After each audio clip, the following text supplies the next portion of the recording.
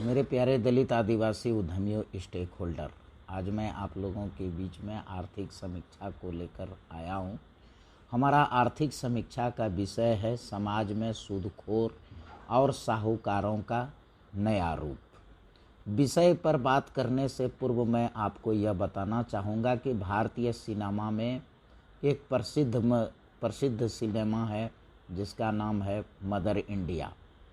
Mother India को यदि आपने देखा है बहुत अच्छी बात है, अगर नहीं देखे हैं तो आप जो है OTT और YouTube पर मदर इंडिया फिल्म को देखेंगे। उस मदर इंडिया फिल्म में एक किरदार है सुखी लाला। तो सुखी लाला के किरदार को जब आप देखेंगे तो आज़ादी से पूर्व और जो है आज़ादी के कुछ बाद तक गरीब गुरुए और समाज के निम्न वर्गीय फैमिली अपना आवश्यकता और ज़रूरतों को पूरा करने के लिए सूदखोरों और साहूकारों से कर्ज लेता है। इसके बाद उसकी पूरी ज़िंदगी जो है सूदखोर और साहूकारों का कर्जा और ब्याज को चुकता करने में बीत जाता है। उस वक्त के कुछ बुद्धिजीवियों, लेखकों और चिंतकों ने यह बात कहा था कि भारत की यह दुर्भाग्य है कि गरीब आदमी कर्ज में जन्म लेता है और कर्ज चुकाते चुकाते मर जाता है। कालांतर में सूदखोरों और साहूकारों का एक नया ट्रेंड, या उसे कहें कि सूदखोर और साहूकारों का एक एडवांस रूप देखने को मिल रहा है।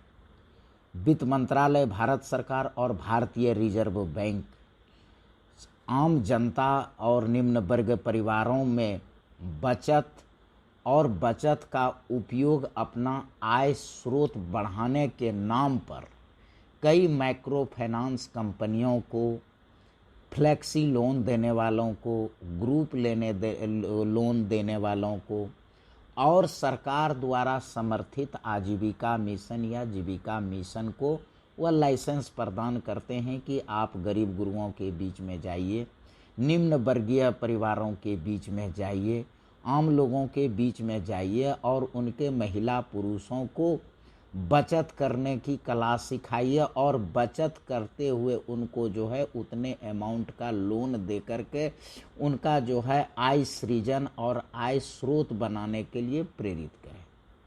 लाइसेंस देते वक्त या फिर जो है यह कहें कि जानबूझ करके ऐसा किया जा रहा है।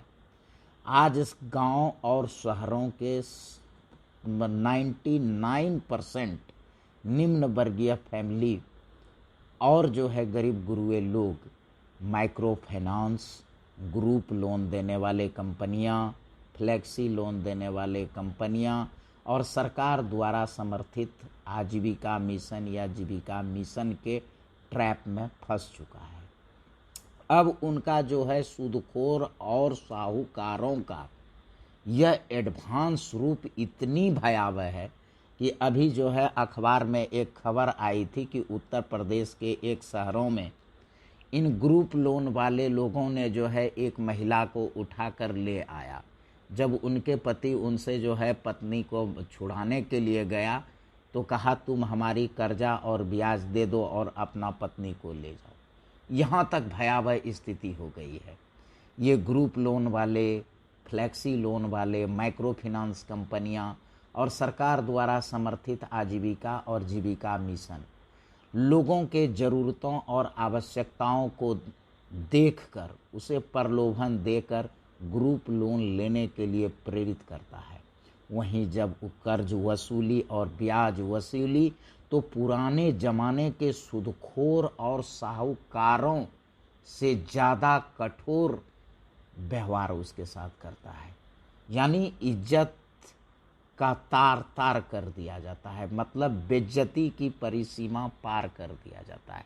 इन चीज़ों से हमें बचना है।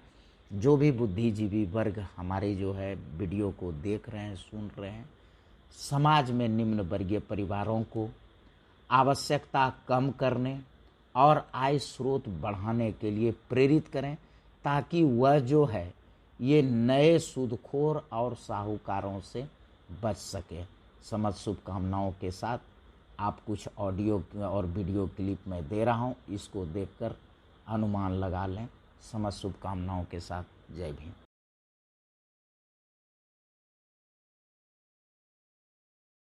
ऐसे ऐसे ऐसे बाल बच्चा के बेच कर पैसा जमा करिए, घरारी बेच के पैसा जमा करिए, घर में ताला मारता है, सिलेंडर उठा कर ले जाता है, जहाँ से तहाँ से घरारी बेच के लाइए।